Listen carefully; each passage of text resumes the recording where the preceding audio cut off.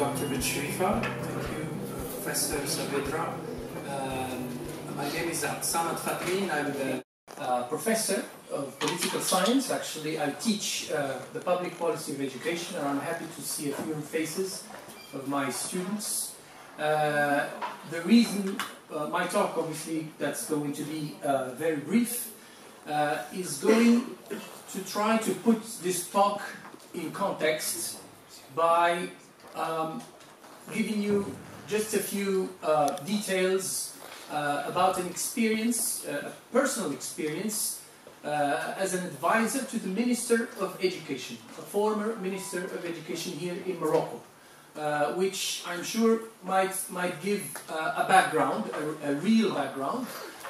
So obviously for me it's a privilege and an honor to be sitting here with you in this panel, and as much as it was a privilege to have had the opportunity to spend this experience at the Ministry of National Education between 2014 and 2016. Obviously, reading the conclusions of the report that Dr. Saavedra is going to share with us today, it made me recall all the process of reform that Morocco is undertaking currently. So, what I would like to say in few minutes is to remind all of us that Morocco, since the early 90s, has made huge progress, actually, in terms of access to education. Between, I think it's important to recall that Morocco between 1990 and 2040 went from 56% schooling rate to over 98%. So that's probably some of the key figures to remind us all, which is huge in terms of efforts to massify education. And I'm using these terms because I'm sure this is, at the end of the day, this is going to be the key. Today's presentation is about how to go from schooling to actual learning. And this is what I would like to mention. So, bearing in mind that Morocco has made such a tremendous effort in a matter of a few years, the problem is still not solved. And it's actually worsened, if I may say. When I say it has worsened, I refer to international benchmarks. Morocco is one of the countries whose students in the primary education take the international standard tests, such as TIMSS and PEARLS. TIMSS is the exam for numeracy and maths, and PEARLS is the exam for reading literacy. So all the tests, all the exams that Moroccan students have been taking since 2001 have shown a progressive deterioration, actually. Our score in both these international standards is actually one of the worst. And that's something that we have also to be aware of. And we're talking about primary education. Why is primary education and actually preschool education is so important? It's because it's there where it all happens. When a country manages to provide quality education to its kids, that means you're giving them the arms, you're giving them the tools to make their future. And in Morocco, unfortunately, while we have succeeded this massification challenge, we have not succeeded this other very important challenge, which is the quality challenge. And I'm sure that's... and the key to the reform today is how to actually hit quality.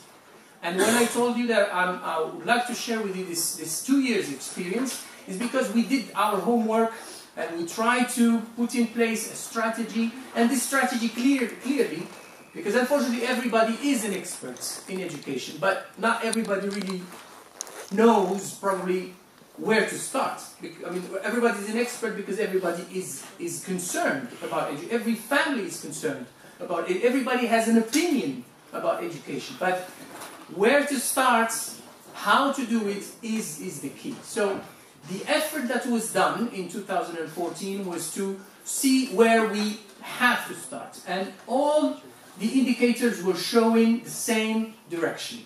Go for quality.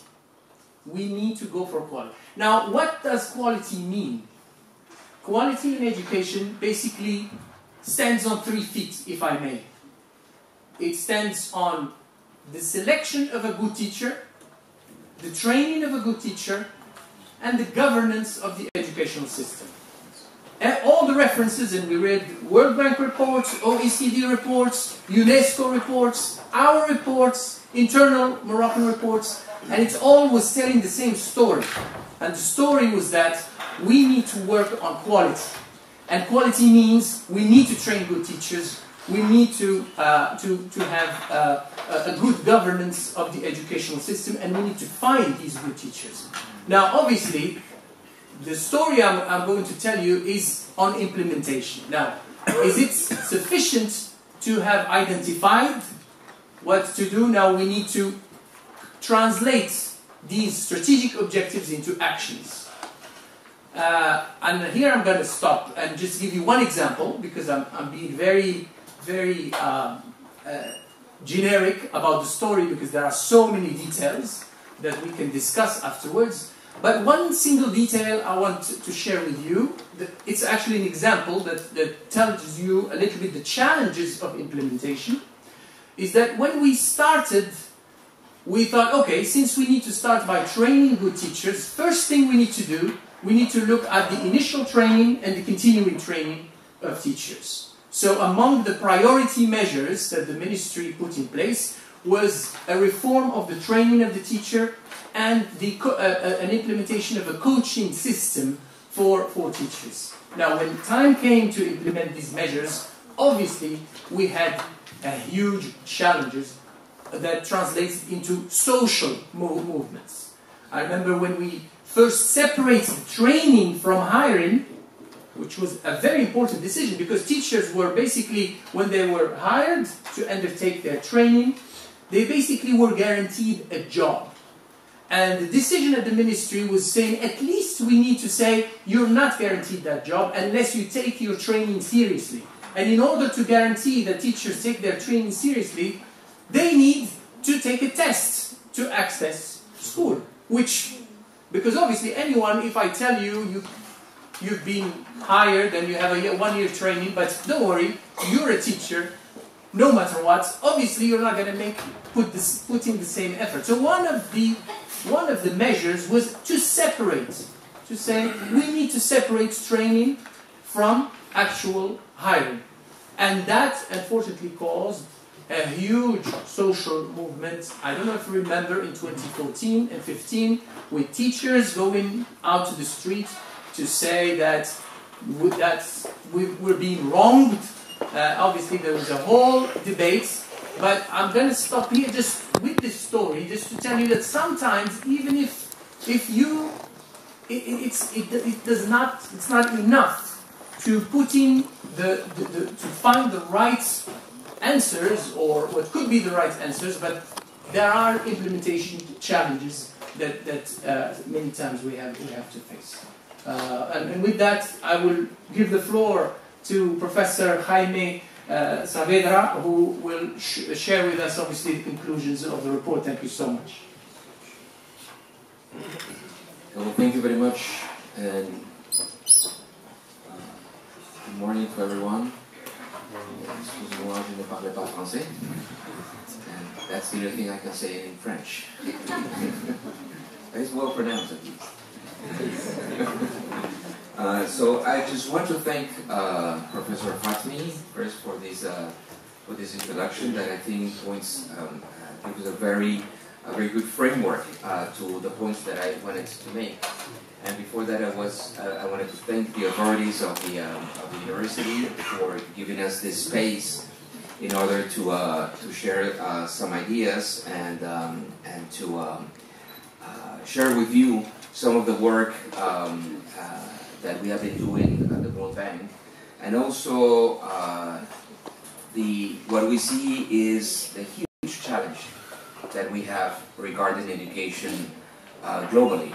I mean, you already know, I think, what's the education potential, right? And everywhere when we talk about the importance of education, we say, well, education is absolutely critical in order to reduce poverty, in order to increase the chances of people to get a good job, to increase their earnings on the micro side. On the macro side, education is critical for economic growth, for economic development, but it's not only that, right? It's not only the economic story, both on the micro side at the level of the family and at the macro level, at the level of the country.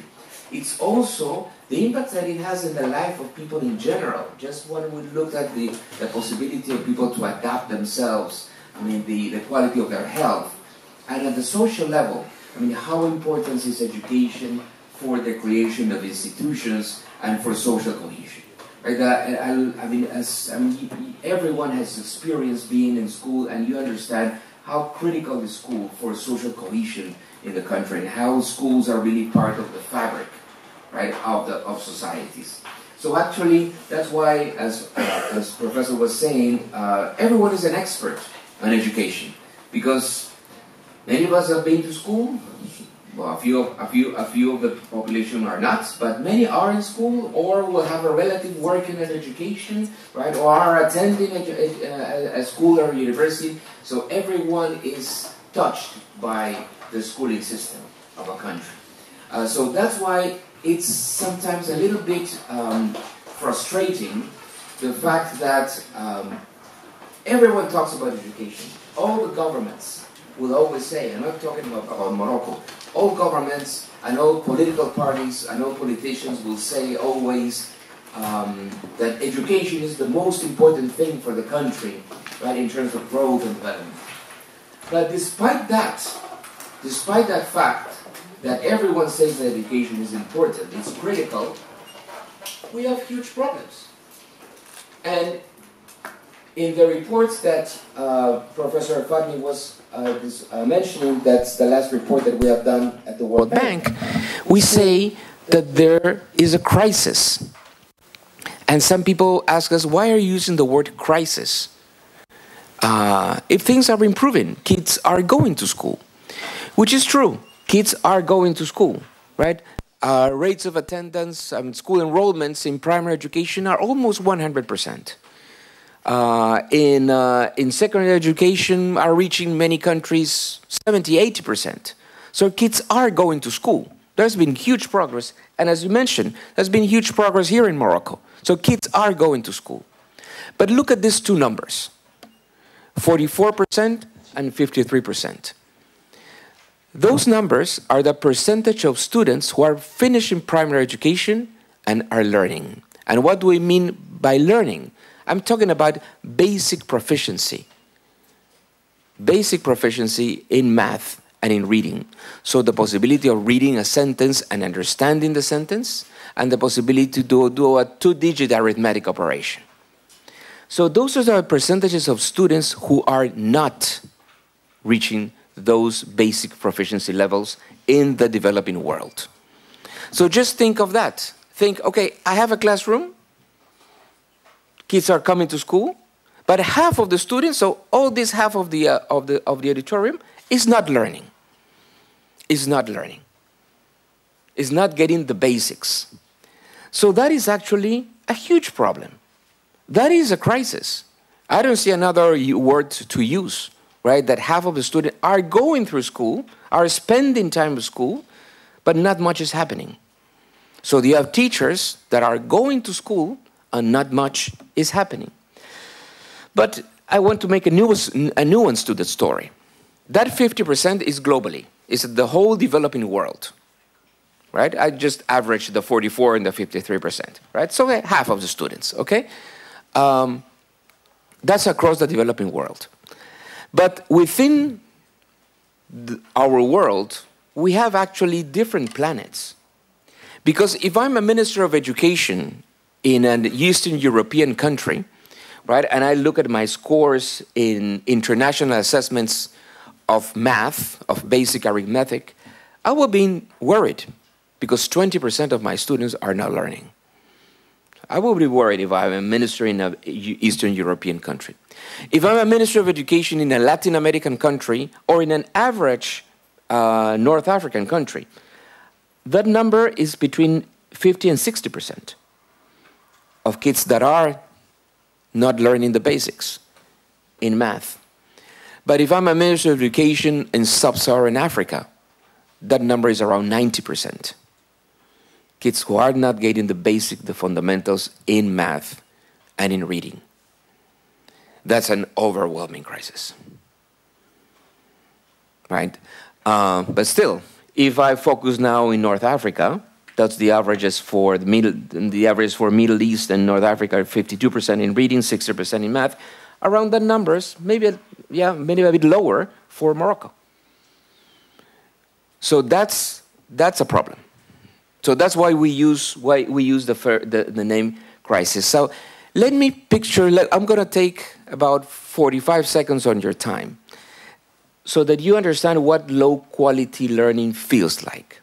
So if you took that long to write that sentence, you already forgot the first words when you reached the last few words of the sentence. So you didn't understand anything.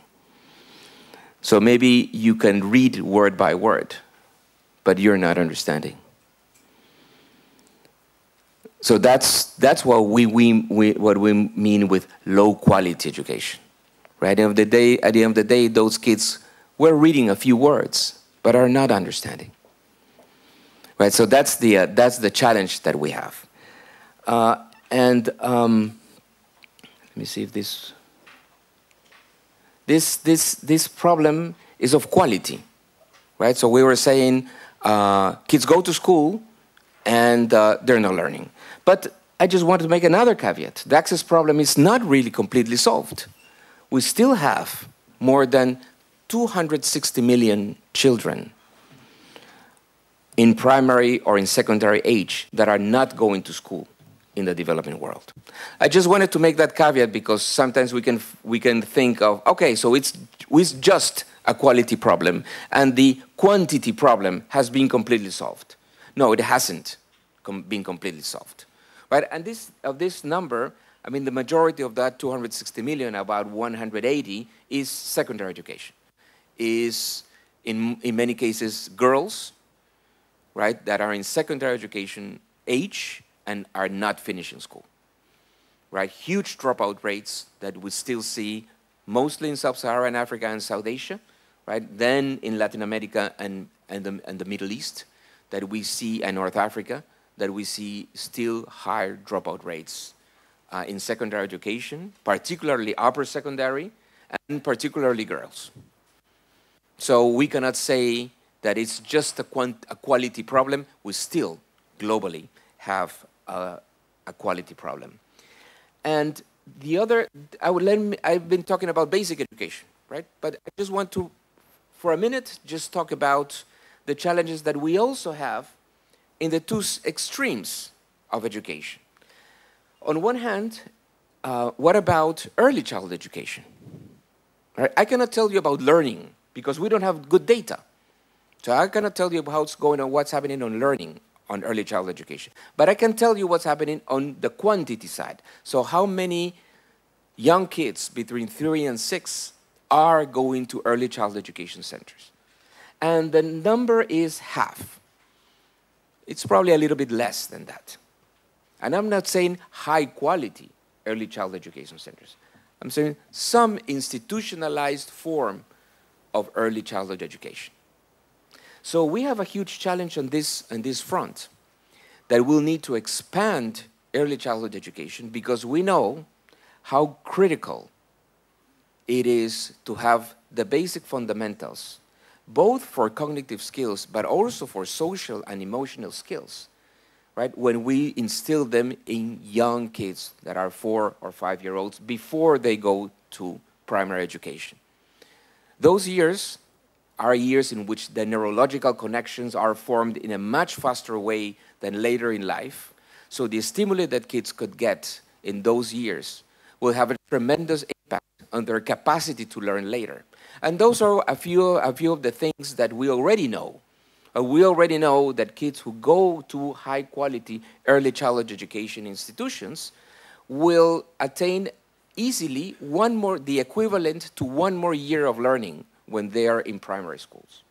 So we know that interventions that provide high-quality early childhood stimuli to children have an impact on learning later in primary and in secondary. But here is a very good example of the type of challenges of implementation that the professor was mentioning before. Look here, we have to grow, but we need to make that growth with quality and not repeat the mistake that has happened with basic education. What has been the mistake of second education? We said it before. Enrollments increased, but kids are not learning. So the mistake was creating a trade-off of quantity versus quality. And that's Morocco. And that's many of the today low-income countries and middle-income countries who make a very fast expansion of their basic education systems.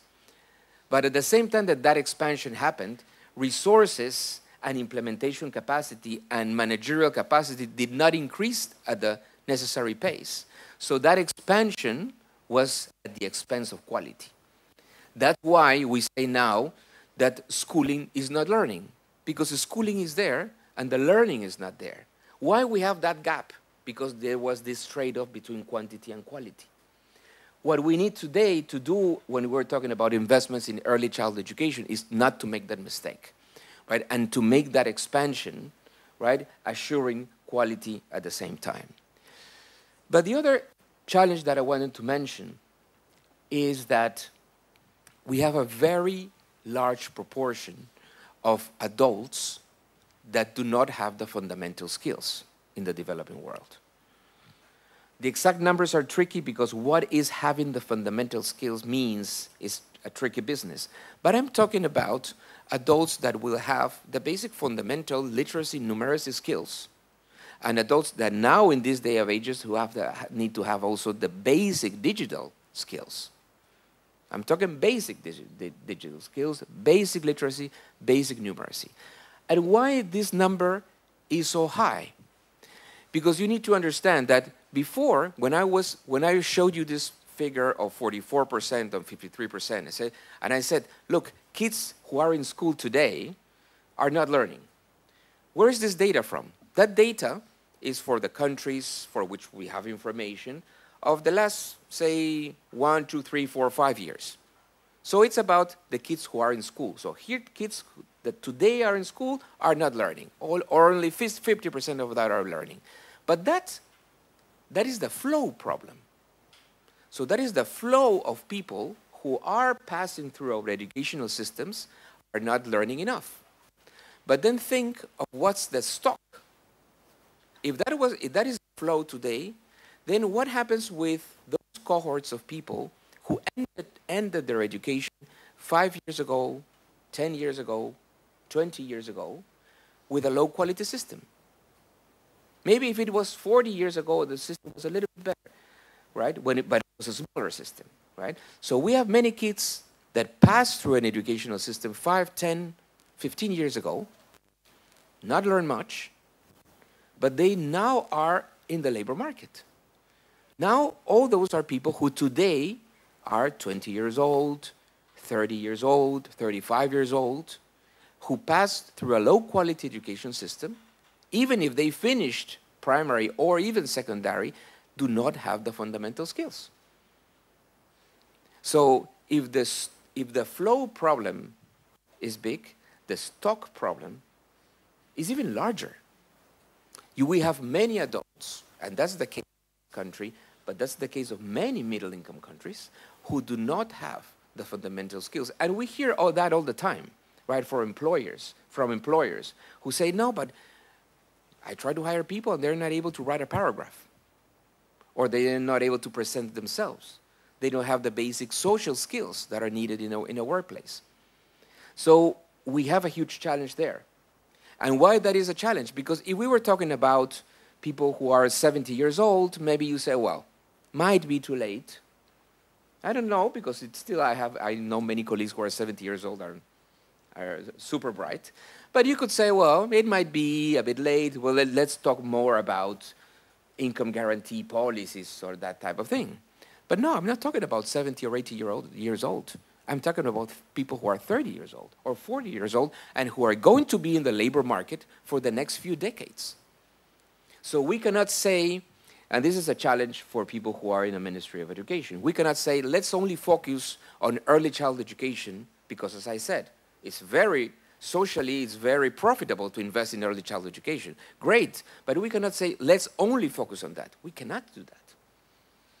We cannot say, let's only focus on that, or let's only focus on basic education, and let's forget about these young people who are 30 or 40 years old. No, we can't, because they're going to be part of our social fabric in the next decades. So that's one of the challenges that we have in education. We really need to invest in all those cohorts. We have one challenge with those kids who are today 5 years old, with those young kids who are 12 or 13 and they need to have a high-quality basic education. But we also cannot forget about the challenge that we have in terms of giving, one way or the other, basic fundamental skills who that 30-year-old, who, not because of his or her fault, pass through a low-quality education system, right? They also will need the attention. Now, where should we act? Okay, we have a problem, right? And let me just mention an anecdote regarding countries waking up that there is a problem, right? As I was mentioning, I had the honor to be Minister of Education of Peru starting in 2013. But just 3 weeks after I started my tenure as a minister, the results of PISA came out. PISA is this program of international student assessment, which is a very large endeavor organized by the OECD, and that gives a student assessment to around 65 countries, mostly middle-income countries and OECD countries. I think only now Morocco is going to participate in PISA. Morocco has been participating in others. Exactly. They have been participating in other assessments, but PISA is very well known. It's OECD countries and a group of middle-income countries. So it's about 65 countries that participate in PISA, right? So when you hear the story that Finland, right, is the top performer on education, we know about that because of PISA, because of that famous international assessment. So when I just arrived, the results of the 2012 PISA round came out, and Peru was last of the 65. Not bottom 10%, not close to the bottom, no, last. For those who know Spanish, here is último, right? It sounds even stronger, último. And that was a huge challenge, right? Education was in the headlines of the larger newspapers of the country. Education not necessarily do headlines, right? But in this case, it was a headline, right? And so the point, I mean, actually, the truth was, well, Peru was last of PISA. The headlines in many of the smaller newspapers was, Peru is last of the world, which was not true, though the whole world does not take PISA. The whole world has 180 countries, right? So most of the countries do not take PISA, but who cares, right? In the press, it was last of the world, right? So actually the point was, and actually Peru had increased their scores. It was one of the countries that had made a really large increase, but still was at the bottom. It doesn't matter whether you made increase, right? Other countries made a faster increase than you. It is a ranking. So the point to make there was not try to say, well, no, but it's not really that we're not last of the world. There are other countries that are worse than us. Or to say, well, but we're better, we're doing better. Right? Our scores have improved. Actually, that was not the point. At that moment, the story, from the point of view of the government, was, look, we're not in trouble, we are in deep trouble. Right? That's the story here. We are in deep trouble. Right? It's a country that has been growing economically, right? But the economy has been going this way, but our investment in human capital is flat. And we need to do something. So actually, in a way, you can use the good news. You can use the bad news, right, in a good way, right, in the sense of making a country wake up. And that's what we need to do in many of the middle-income countries. Many of the middle-income countries have to wake up and have to take education seriously. And when I say seriously, I mean really seriously, because all politicians always say during the last decades, everywhere in all middle-income countries, education is the most important thing for the world. I have the T-shirt that says education here, and it's going to be a priority of my government. But then not much happens. Then learning is not improving. So what to do? And I'm going to talk about three things. I'm going to talk about, you're going to see, let me show you the three things, and I'll go back. I'm going to talk about these three big pillars. Issues that have to do with pedagogic, curriculum, instruction, and assessment, teacher's career, and management. Those are three lines of action that we discussed in the last the Banque, and are the key elements, right, that kind of summarize the policy lines of action, right, that many of the developing world has to follow. And actually, no, that's something that's shared by most countries. So what do I mean with curriculum, instruction, assessment? What's the challenge there?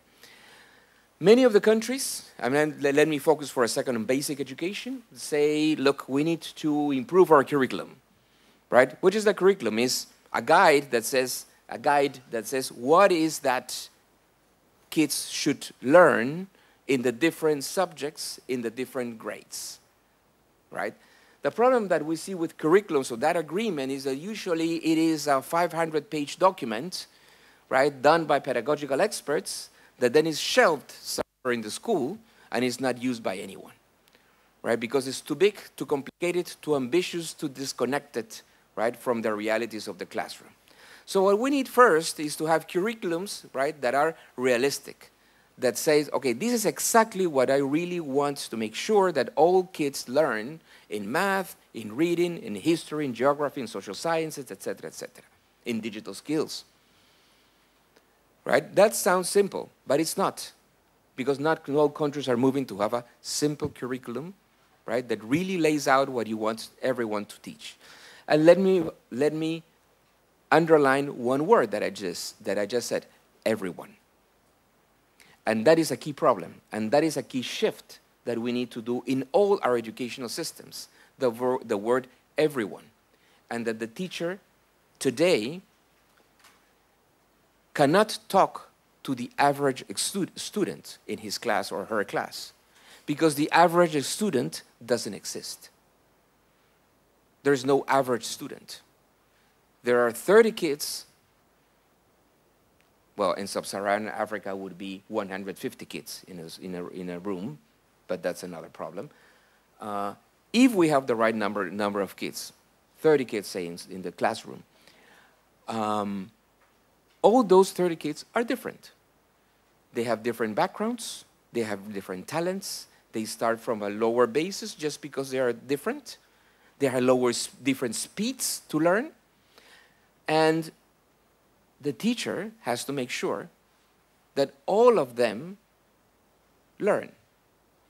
And actually, one of the characteristics of the successful systems is that the teacher is responsible that all of them learn, and even the weakest student learn.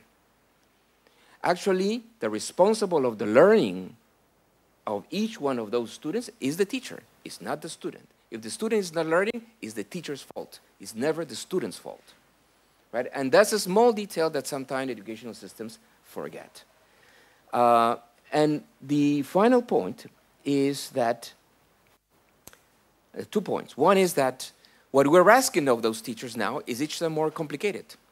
Because now we're not asking them only, you need to teach kids to read and write, knowledge of geography, knowledge of social sciences. They need to have that. But the way they have to get those skills, those cognitive skills, is through improving their social-emotional skills. Kids today need to be critical thinkers. Kids today have to develop their own arguments. Kids today need to know how to discuss among themselves. They need to come up with their own questions. And kids at the same time should be perseverant, should be able to work in groups. And all that is something that you can teach while you teach math. Right? You don't teach perseverance in the course of Perseverance 101. No, you teach perseverance while you teach math. You teach teamwork while you teach math. Right? That's exactly what we see in the successful systems. That there is a blend of knowledge with cognitive skills, with social-emotional skills. The only problem is that that is asking a lot to teachers. That's a tough job. That's a tough job, but that's the challenge. That's the difference between a low-performing system and a high-performing system. Right? One in which you care about all the students, not the good students who are sitting in the first row. No, you care about all the students, and you care about this mix of skills that they need. The social-emotional skills, the cognitive skills. And finally, the final point on this is that you need to know what's happening. You need to know is learning happening? And we, in many countries, we know a little bit, but we don't know a lot. In the case of Morocco, for instance, we know what's happening with the country. Right? Because teams, pearls, those international assessments, now Morocco is going to be in PISA, it's going to have even a better international assessment. Those international assessments are a sample of the schools of the country, of the students of a country. But it's about 300, 400 students, schools, I'm sorry. 300, 400 schools. So with that, you have a sense of what's going on with Morocco. That's very useful to know. That's very useful for the ministry to know. But if I'm the principal of a school, of one of the, 8,000 schools here in Morocco? 10,000 schools here in Morocco. If I'm a principal of a school, do I know if my kids are learning? How do I know? How do I know if my kids in my school are learning more or less than the kids in his school where he's also principal? I don't know that. I don't know that because Morocco does not have its learning assessments at a census-based. That is census-based in all schools. That we don't have yet. This country doesn't have that yet. And that's critical to have because you need to know if learning is happening or not. So countries have to have some sort of learning assessment, evaluations, and countries do it, in terms of the school level information, countries do it in different ways. And there are many discussions on how to do that. That's a pending homework. The second point I wanted to make is teachers. Successful countries recognize that if there is one element that makes your system successful, is teachers. And how do you know if you made it in terms of teachers' careers? Is asking yourself, how is today the teacher's career socially recognized? Right? Is it a career in which everyone would say, wow, well, if I want to choose education, it's going to be very tough because it's very difficult to enter the faculty of education. And if I am admitted to the faculty of education, it's going to be very difficult to survive because it's so challenging the studies in the faculty of education. And given that all the students who go to the faculty of education are so good, there's a lot of competition to get a job. If that will be the characteristics of the career, then it will have a lot of social prestige, right? That's Finland. When people talk about Finland, okay, that's Finland. That's one thing. That's the one thing that they did well. So to be a teacher, you have to be top of the class in secondary. You have to pass a very tough filter to enter the faculty of education. And the faculty of education is tough. Studies of education are very difficult. So once they finish that, you have the brightest people as your teaching cadre. It's not necessarily the highest paid occupation. Huh? It's not the highest paid occupation. It's not badly paid neither, but it's not the highest paid. It's the prestige of the education. Now let's forget about Finland and let's go to our middle income countries.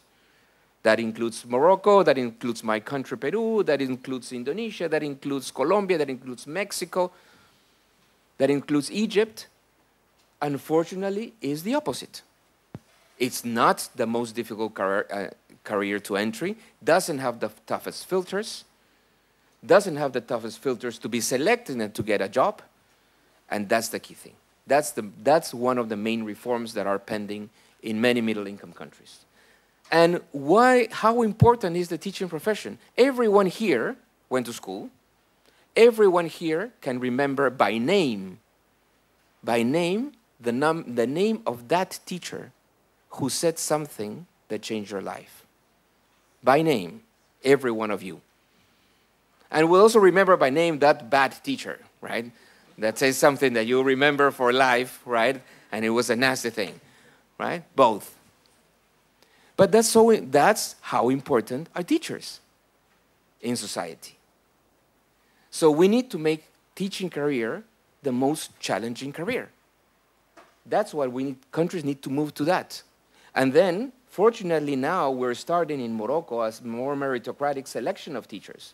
That is absolutely critical. And sometimes that's a reform also that I did, right? And there were a lot of complaints.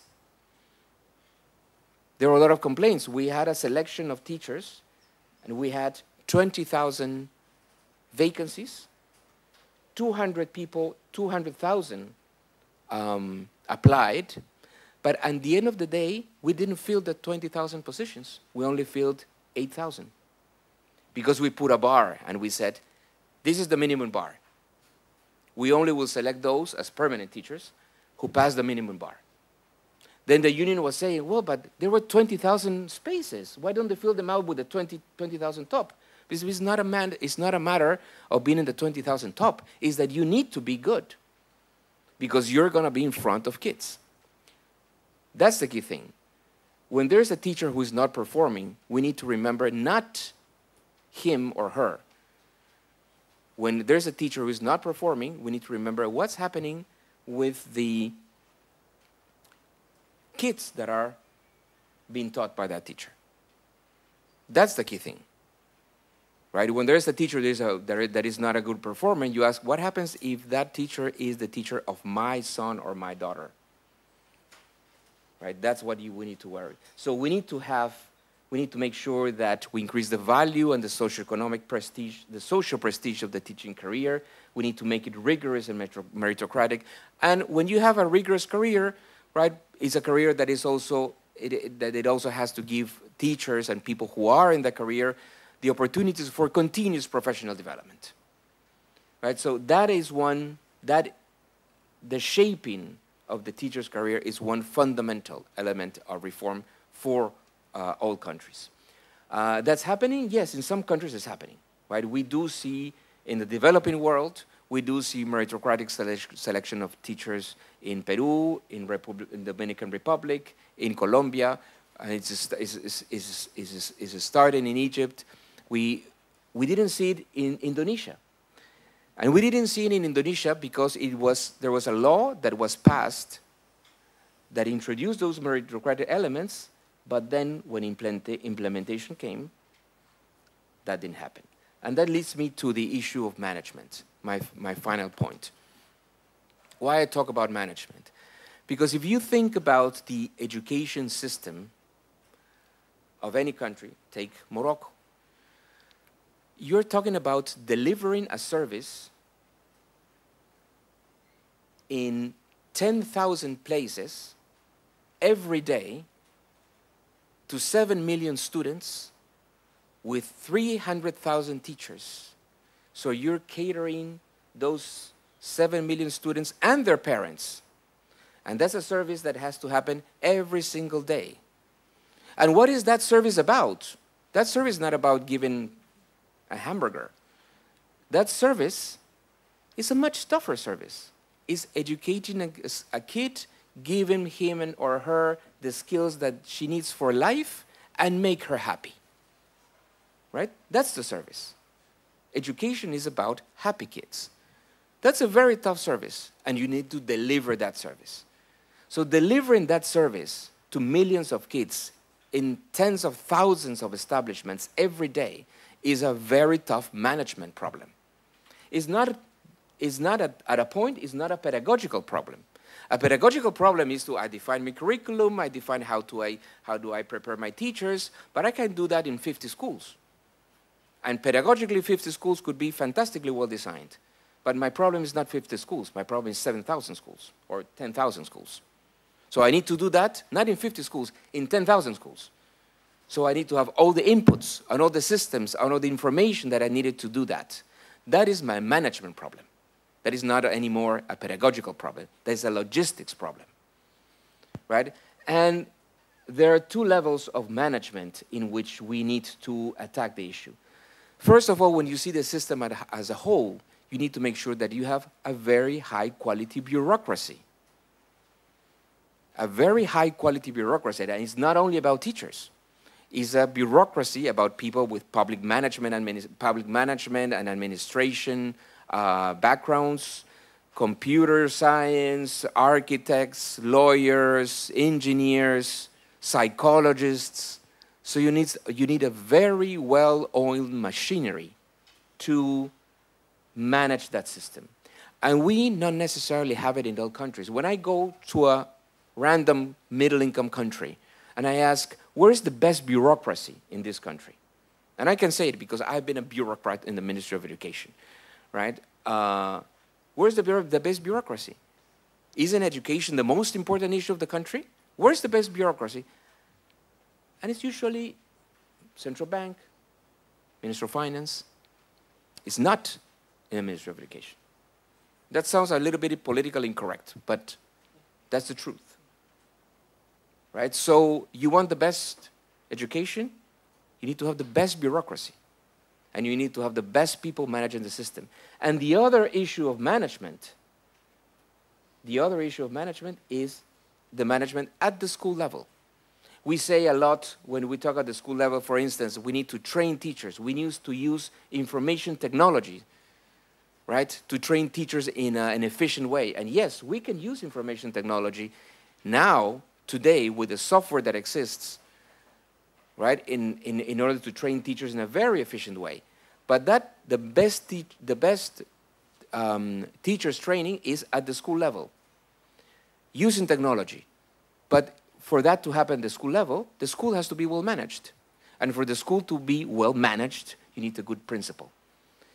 So that's the other absolutely key issue of reform, making sure that you select principals, right, in a meritocratic basis, and then you give principals training on being pedagogical leaders and training in terms of being able to manage such a complex institution. So imagine managing a school, right? It's tough to manage 30 kids in a classroom. I mean, I tell to my friends, I mean, you cannot manage your 2 kids. No, I try to manage 30. Now, try to manage a school of 1,000 kids and the teachers and the parents. That's a very tough job. The principal's job is very tough. But the principal is the spirit of the school. You have a good principal, a principal that is committed, that is committed, that is responsible, that really loves his school, that really manages well his teachers. You have a good school, independently of the inputs. You have learning if there is a good principal, or how do you call it here, director, right, of the school. So the management challenge that we have is both at the system level, but it's also at the micro level, at the level of the schools. And I just want to finalize with just one issue, that's results. We need to know where we are, and we need to create incentives to change. So we need to know the quality of our teachers. We need to know what's the quality of learning, right? We need to know that at the school, not only at the system level, at the country level, we need to know at the school level, at the student level. Because only knowing that is that we know if the results are happening or not. Right? So having better and more information about what's happening in our schools and what's happening in our systems, it's absolutely critical. And it's absolutely critical because the mission that we have, and I say we, the education community, right, it's absolutely central.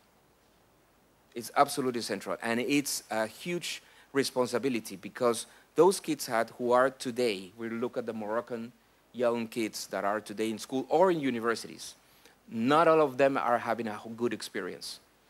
And those years that we are losing are years that will never come back.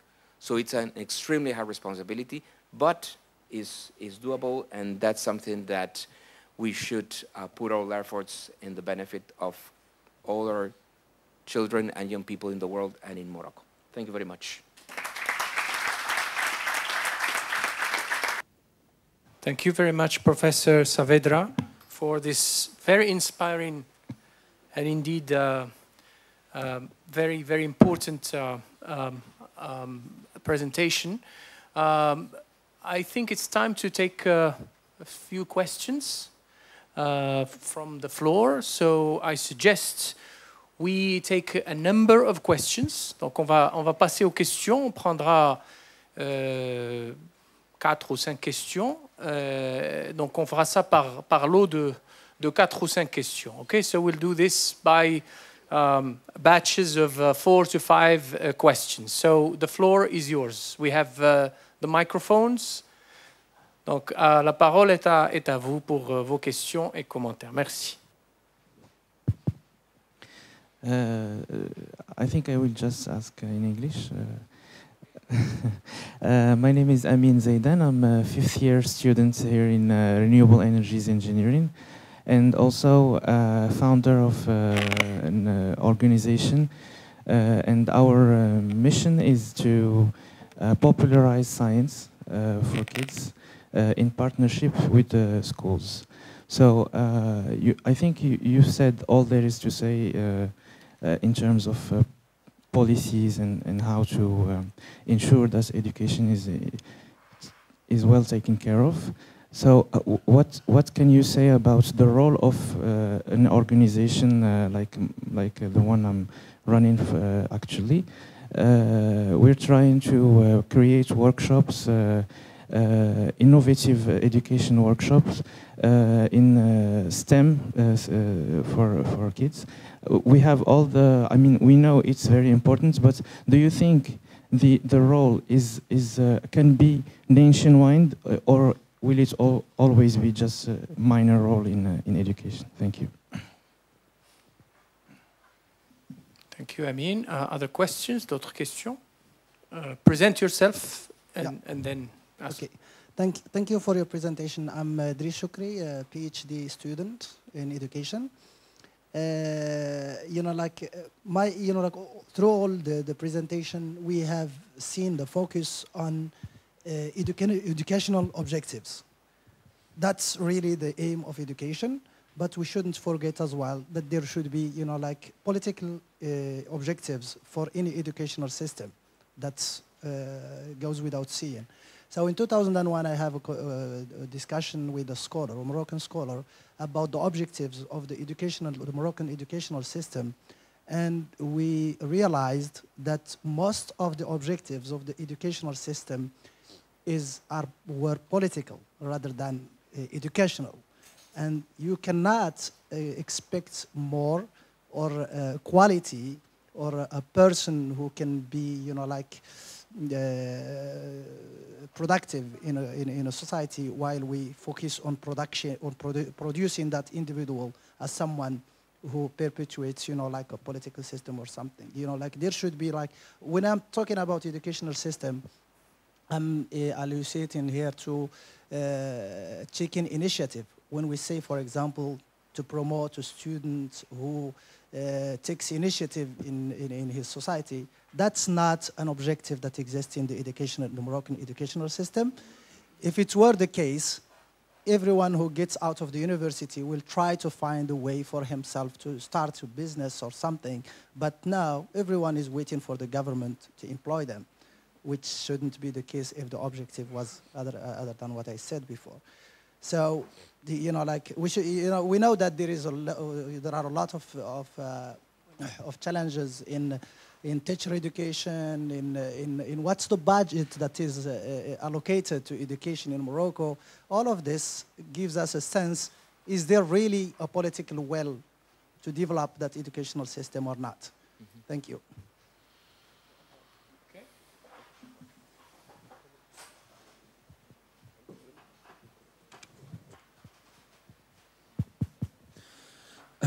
Hello, it's me.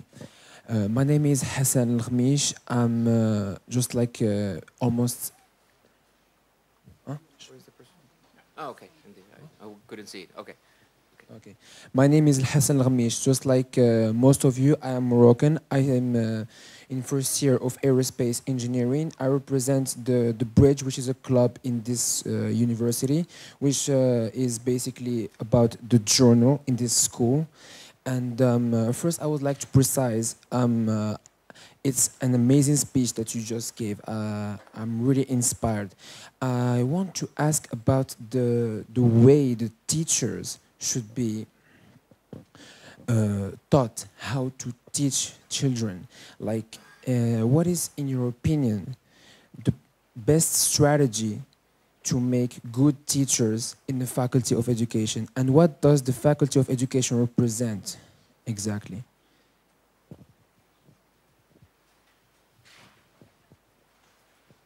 Okay, so we'll take a last question. He already has the mic. And then Nordin, I'll give you the mic. Yeah? Good morning. My name is Abdel Shami. I'll ask my question first in French, then I'll try to translate it. So first She can help. She can help. No. Don't worry. Just ask the question in English. So it's going to be easier for me. I can see consecutive interpreting. And she can also translate, so do whatever you feel more comfortable. I'll translate it by myself, it's okay. Alors, on peut voir qu'il y a des parents donc, qui combattent donc, pour mettre leurs enfants dans l'enseignement privé. Est-ce que c'est parce que le pays ne peut pas garder sa légitimité en termes d'éducation, puisqu'on peut voir quand même qu'il y a un coefficient budgétaire très très important dans le domaine de l'éducation. So I said, yeah. Okay, it's done. Yeah. I said you can see many parents who are fighting to put their kids in a private school, and that means that we can say that how we can explain this fact. So I'm asking myself if the country is not keeping his legitimacy. Okay. Thank you for this very enlightening and enriching presentation on the current status quo of education around the world. And I'd like to particularly focus or shed some light on the case of Morocco. Education is something we all have deep concerns about, and we all care about. And as you have put it, and Dr. Fatmi said, we are all experts in education because we all care about it. It's the future of our kids, and we all look forward to be a better future of it. My question is particularly related to how much is Morocco doing in terms of improving its education. And I've been thinking, in terms of budget and financing, Morocco is on the top of the list in the MENA region when it comes to budget or spending in terms of GDP. However, we are not, in terms of rankings by UNESCO, the World Bank and others, we're not doing well. It's obvious. In terms of planning, Morocco, I think Dr. Fatmi could confirm that for the very first time introduced a 15-year plan, 2015-2030, and I believe His Majesty King VI instructed that it be a plan that is customized to the case of Morocco. And of course, education is a very complicated and complex issue, that there are other things to take into account, including the language of teaching and other things. And of course, and all these elements have a direct impact on learning. and on employability at a later stage. And the issue, as you've put it, we're not only doing well, we are actually in crisis, as you put it. I asked the question, what is it that we're not doing? Why are we missing the point?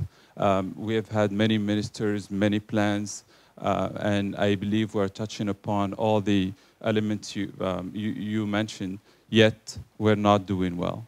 Thank you. We'll stop at this stage. Give the floor to Professor Saavedra, and then we go to the second round. Yeah, this is already a good set of tough questions. So that's enough for the moment. So let me go in a different order of that they were made. But I just want to start with the issue of the objectives of education, and actually they are moving globally, right, to what you were describing. So yes, you need the basic cognitive skills, the basic reading, writing, math. You need that, right? But in addition to that, you need the social skills. You need the creativity. You need the entrepreneurship, right? The entrepreneurial abilities. I mean, not necessarily that everyone will be a firm owner, right? But then people still have to have the skills, right, in order to how to channel their initiative and their creativity in the right way, right? So that is something that has to be and is part, right, of the objectives of education. And education, moreover, more than that, is not only the cognitive skills, it's also about values, right? And that has to be, they have to be shaped for the country, and they're about social and emotional skills, right? So it's each time more complex in a way, because it's not about history, math, and science, and that's it. Is values, is citizenship, and is social and emotional skills, right? It's empathy, right? Is teamwork, is perseverance, is solidarity, right? So all those are values that and traits that have to be nurtured in school, right? That's very difficult, right? But when we see high-performing systems, it's not systems that are only talking about history, geography, or math, right? Are really a comprehensive set of skills. Because remember that basically what happens in the school is what's going to be on the mind of that person forever, right? If you want to build a citizen that is really committed to the development of the country, you create that person, you build that person in the school and in the university. So it's actually, it's not only responsibility of schools, it's also responsibility of universities. Universities are not only creating professionals that are great in their technical skills and knowledge. Universities also creates citizens that will be in charge of the country in the near future. So it is important then. I wanted to go to the other question about what teachers and how teachers should be taught.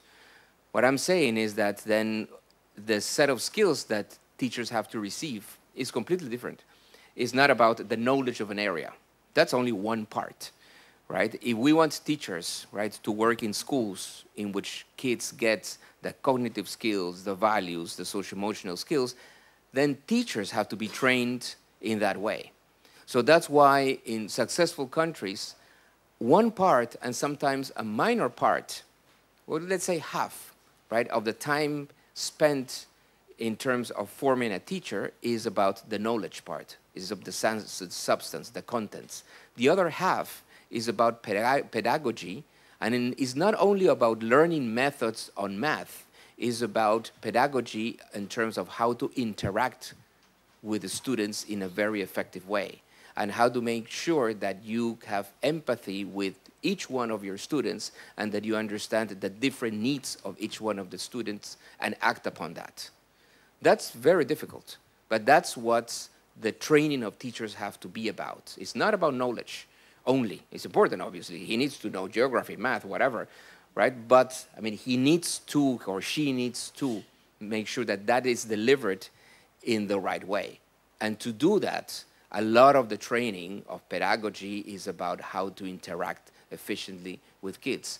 I just came back 2 days ago we were in Finland, and one interest, but the most important thing for me there is how they teach well, how they use technology in a way that is really integrated to the life of the school and the classroom. But one thing that I saw, there was a classroom teacher whose specialty was drama. And she was a classroom teacher, so she was teaching math, sciences, everything. But she would use drama to teach values, to teach social skills, to teach math in a much more fun way, right? So that's really a comprehensive training of teachers, right? In which really it's not about the subject only, but it's about interaction as well. And then I wanted to, three additional points. One is there was one broad question about what's working. We have a plan. We have a 15-year plan. What's working well? What's not working well? So you can have a seminar just to answer only that question. But what I would say is that I think the basics are there in the case of Morocco, in the sense of an understanding of how the teacher's career has to be reformed, right? An understanding that you need to have good monitoring systems, but still the implementation of all those plans is what's critical. And it has to be an implementation with a focus of understanding what's happening in the classroom, right? That's sometimes the focus that you don't see in many educational systems, in the ones who are failing. That the system as a whole is not focused on making sure that that interaction between the student and the teacher is a high-quality interaction, because that's the moment in which learning is happening, when actually the kid is interacting with the teacher and with the other kids. So what's the dynamics that is happening in that classroom? If that dynamics are good, there's learning. But we don't have systems that allow us to observe if that's happening. To observe if that's happening, you need to have a good principal that will go to the classroom, observe what's happening in the classroom, and give feedback to the principal. And you need that, right? The principal has to be trained in order to do that. Sometimes in more advanced systems, that might not be that needed because the teachers are really good and can have a lot of autonomy, and it could be different. But in still low-performance systems, as one you find in many middle-income countries, you need to have a lot of classroom observation. You need to make sure that the systems are geared toward understanding what's happening in the classroom. That's the part that is missing, and that's I think, part of the challenge, right? So, for instance, on the measurement side, Morocco, as I said, had made progress. We know how's the country doing. The country now needs to move in terms of understanding how each school is doing and how each teacher is doing on their performance regarding learning. And two quick points. One on private education, right? That is a big debate in many countries in terms of what's the role of private schools. And the key point is that even if there's a large role for private schools, that might be fine. Depends on the social characteristics of the country. Then depends a lot on history. That depends, right? But the key point, even if there is a role for private school, that doesn't mean that there is no role for the government or the ministry to make sure that those private schools are performing well, right? So it's not a matter of, okay, so there's a private school, okay, none of my business anymore, right? No, it is your business, right?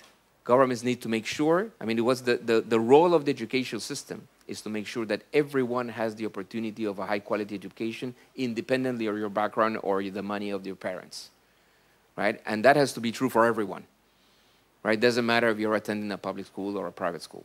In some systems, there is a large role for the private schools.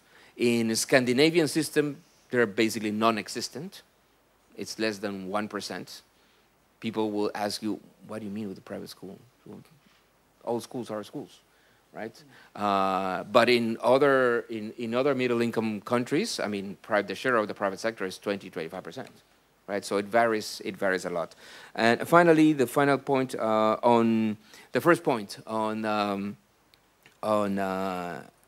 organizations that are kind of the civil society organizations that are engaged into fostering some specific aspect. In your case, it was, I mean, promoting STEM and science, right?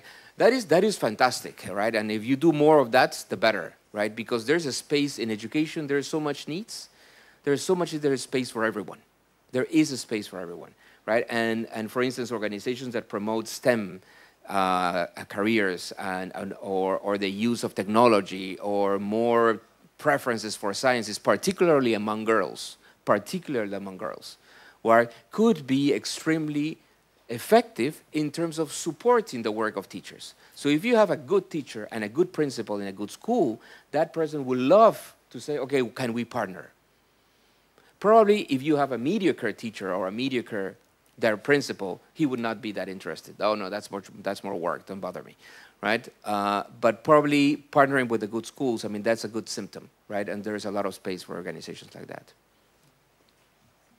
Thank you so much, Mr. Saavedra. Obviously been very generous with the intervention and with the answers, but we will not abuse of your time. Visibly, you have a heavy schedule ahead. So I'll take a couple more questions. And I'll give the floor to Mr. Abdullawi, our Executive Vice President, and then we'll go back to our professor and the student back there. Thank you very much. Je vais poser ma question en français, c'est beaucoup plus simple pour moi. Je vous remercie d'abord pour cet exposé très méthodique et très clair.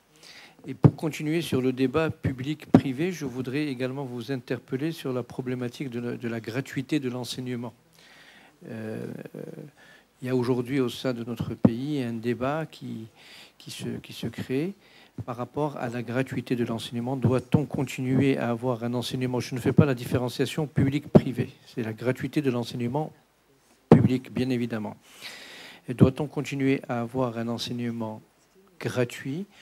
Ou doit-on mettre en place des mécanismes d'enseignement payant, bien entendu, en mettant en place également les filets de sécurité pour les classes défavorisées, pour leur permettre d'accéder à un enseignement gratuitement en bénéficiant de bourses ou de choses comme ça, en tout cas une aide pour cela. Est-ce que cela ne permettrait pas de dégager des moyens financiers pour réaliser ce que vous avez dit, c'est-à-dire mieux payer l'enseignant, mieux former l'enseignant, mettre en place des incentives pour l'enseignant?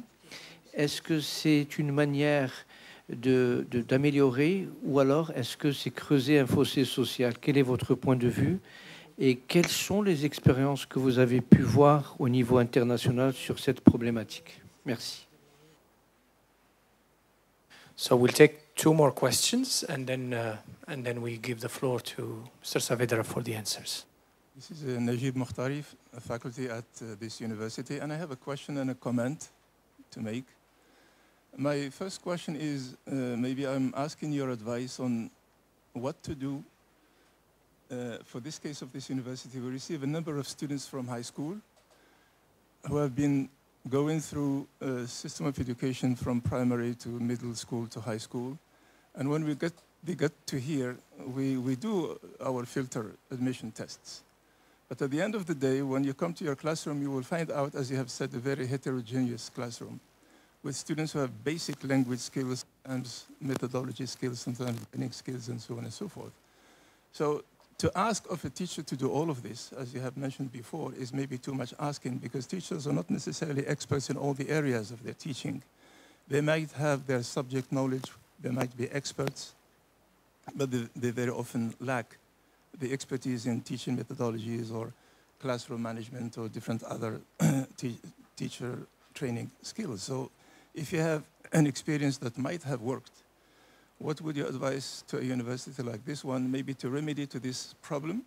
Because we don't want to discriminate among students, even though those students who have basic language skills problems might have, I mean, once given their chance, they might happen to be good candidates for whatever discipline or schools they are. The other comment is about teacher training. Teachers' species are a very difficult species. I am one of them. Once you get here, you go through a number of filters. You have your PhD, you have been you have gone through interviewing and so on and so forth, so you tend to believe that you are the expert. And it's very difficult to tell somebody you don't know how to teach. So in different other experiences that have been successful, there is what is called the PDP, the Professional Development Plan, very often with a teacher trainer or teacher's manager. And this guy's job is literally to train the teacher to be a good teacher. And part of that program is to make teachers develop a plan, a professional plan every year, like an annual report. And basically, that report will have to be on something they don't know. I might be a good teacher of English, for example, but I have classroom management problems. So my PDP should be on classroom management. And that area of expertise has to be determined by a professional teacher. So my idea is that I think a university like this one should have a school of education. And sometimes it is the school of education's job to assign syllabi, to assign course content, to assign different other things.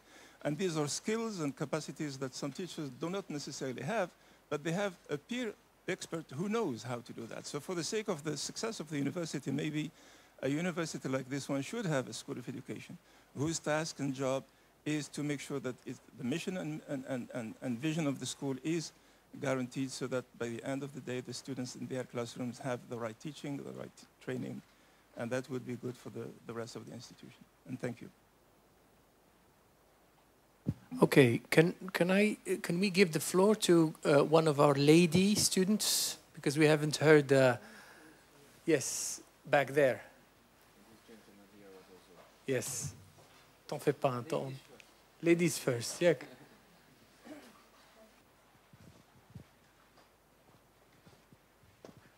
Hello. So my question is about the problem that is known in Morocco. Like, you know, our culture, sometimes, should I present myself first? Yes, please. Well, my name is Hiba, and I'm representing The Bridge as well, which is the newspaper of the university. Well, my question is more about the cultural side, talking about little girls who who has no rights to pursue their studies after a certain age. Is there any solution to that?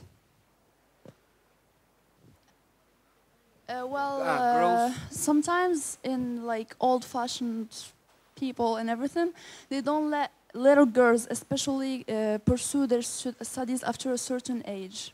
Mm-hmm. Thank you.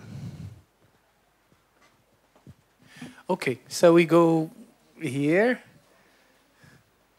No, I think we will have to, yeah? Ici devant, Khadija. Merci. Hello everybody. My name is Abdel Haktioutiu. I am among the students of this of Rabat Business School in this university. So first of all, I want to thank you, sir, for your intervention. It was really very important for us. It is clear. The education, it is an element very important because today more than even the education is the foundation of any progresses, of any nation's progresses. So I agree with Mr. Fatmi when he told we must to go in the quality of systems, the quality of teachers, and we must to fund the governance. So in my opinion, I think the most important element in these three goals, it is the government of education. So my question for you, Mr. Saavedra, how we can do this governance and which processes we must respect to fund this governance. Thank you. Very well. A last question, I'll give it to Dr. Ben Sharifa. A comment, probably? I don't have a question, really. I wanted just to, first of all, apologize to two of our guests sitting to the right, which we did not acknowledge.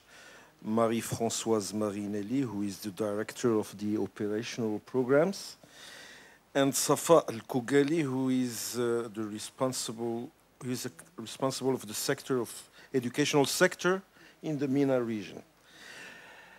But since I have the floor, I wanted also to make a quick comment on this extremely insightful and important talk by Dr. Saavedra, which actually is in line with a track record of 35 years of World Bank experts input on educational problems, whether it be in the rural areas or the schooling of girls, of achievement issues. We have a series of paradigms which has successively addressed several issues. Problem is, in as much as the diagnosis and the prescriptive ideally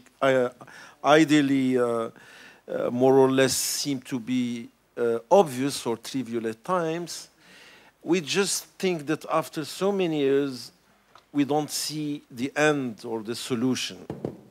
And we have to ask ourselves questions, why is it so? And if we just consider Morocco as mean of example, ever since the early 90s, there has been a series of commissions and experts and La COSEF, and no later than recently we have a whole council which is working on educational problems.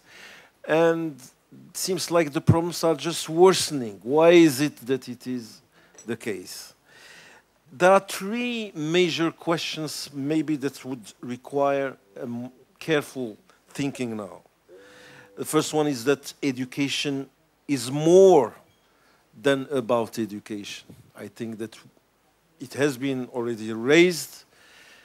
It seems like the system is trapped within a series of contradictions. It's encapsulated in political, social, Weltanschauung, as it were, meaning perception of the world. And because it's the case, we most of the time are solving the problem with the lower, as we say in French, le plus petit dénominateur, meaning the easiest way. And I think that's a serious problem. Then we have a second problem that we saw no later that last Sunday. You are surely aware that we have a large-scale demonstration in Rabat streets by teachers who have been hired on short-term contracts, who went out to demonstrate and require that they be immediately granted full tenures, long-term full tenures, which gives a sense of the political and social tensions that are associated with that. And because ultimately the objective of any political system is to maintain itself, then it is into the easiest way to solve these kind of social contradictions.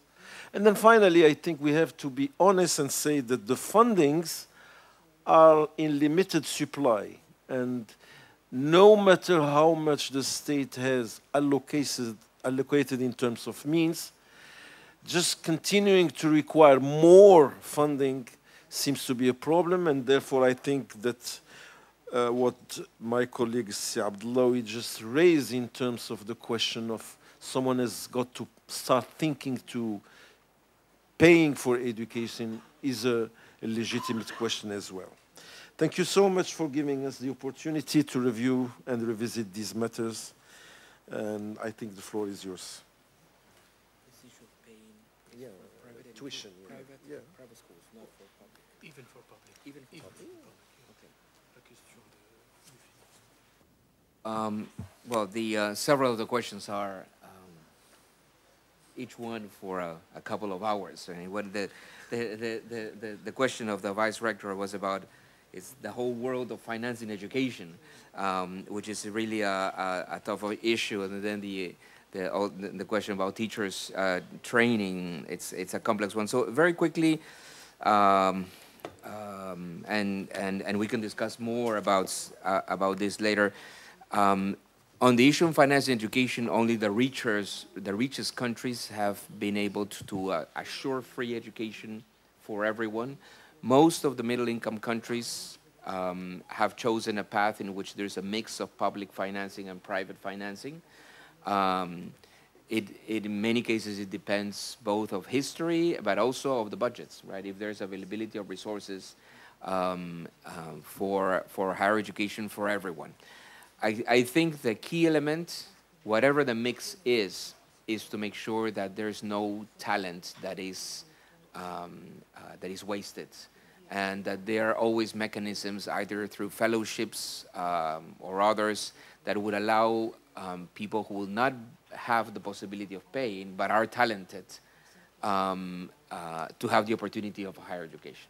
So that is the challenge. If a country chooses to include families' payments, it has to be in a way that it assures that there is no, that it doesn't create a layer of segmentation, right? Of being the poor only the one, I'm sorry, the rich the only ones who get a high quality education. So that's the key point to avoid. On the issue of training at the university level, I mean, that's another huge area.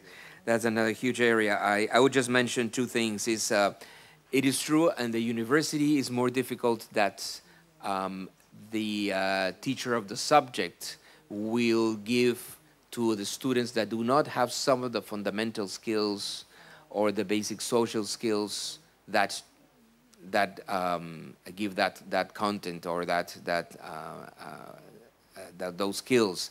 Usually that's done through remedial an additional year zero for some students that require reinforcement of fundamental skills. That's done more that way than in the classroom. So the assessing of the heterogeneity at the university level is not that much within the classroom, but it's like giving those students who come from a particular background an additional year before, usually. That's what I have seen. And I think all successful universities will have institutes within or departments within the university that are about teaching how to teach, right? That's not trivial at all. And there are always teachers that will be known for being good teachers and in the university, and some in the university, some professors who everybody knows are fantastic researchers and not necessarily good professors, because not necessarily good teachers. That's not necessarily a trait that everyone will have. So, but it has to be a very conscious effort of the university.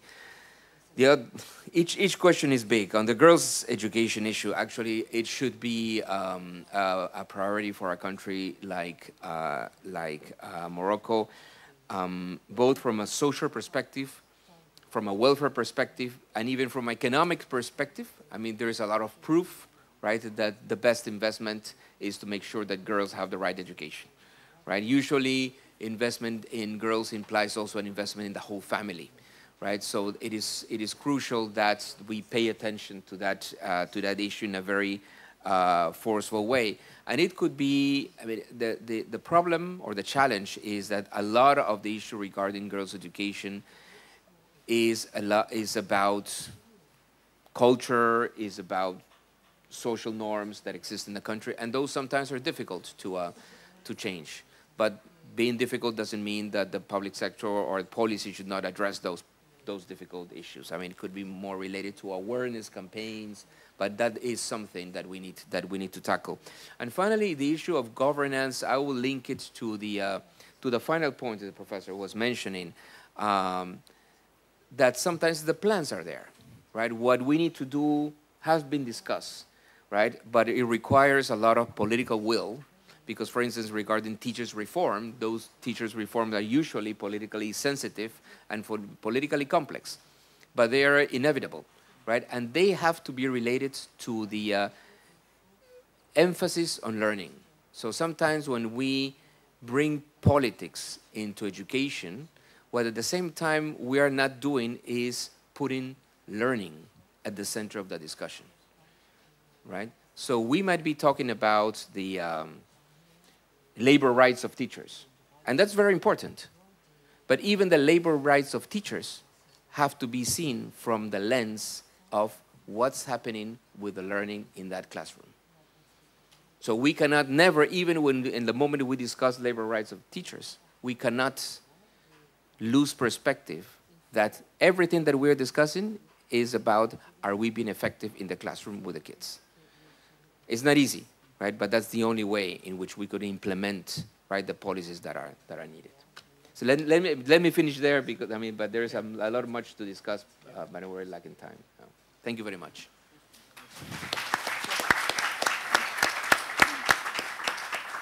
Again, thank you so much. Oui. Oh, please.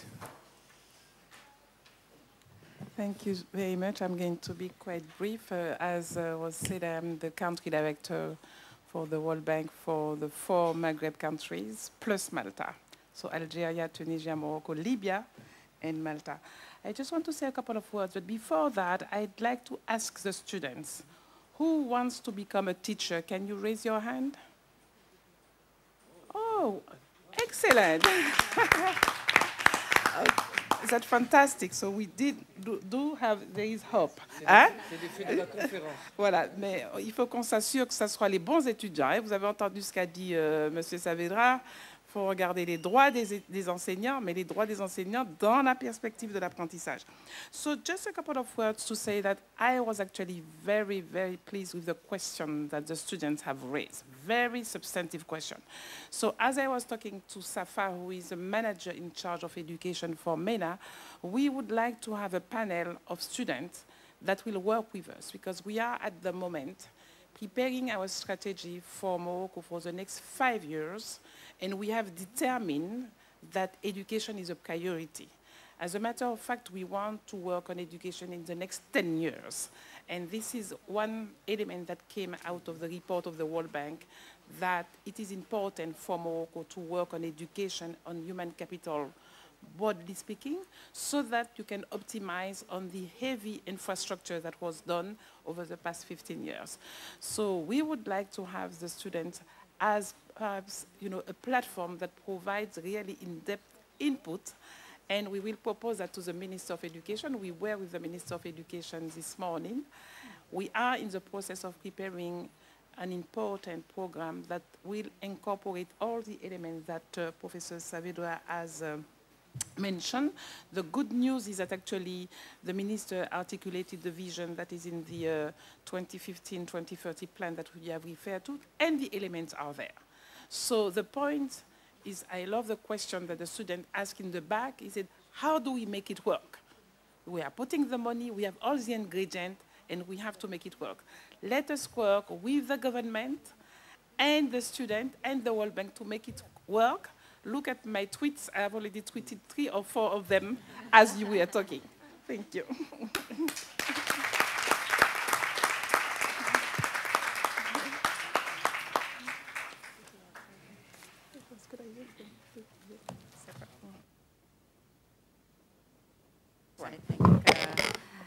Marhaba.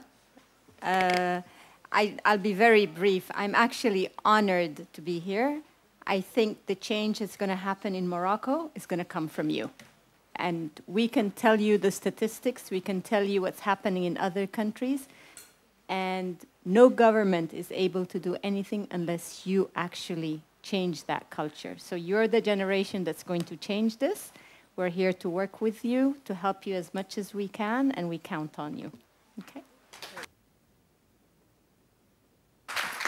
Well, we've been truly honored with this distinguished World Bank delegation. A special thank you goes obviously to Professor Jaime Saavedra and to the students for their smart interventions and for their interest. Just between brackets, this is an actually preparation period. So the exams are actually, some of them are taking place. So I'm actually impressed to have this quality presence. So that tells a lot about the intrinsic interest that students show relative to these questions of education. Thank you to our professors, and see you soon. And good luck with your exams.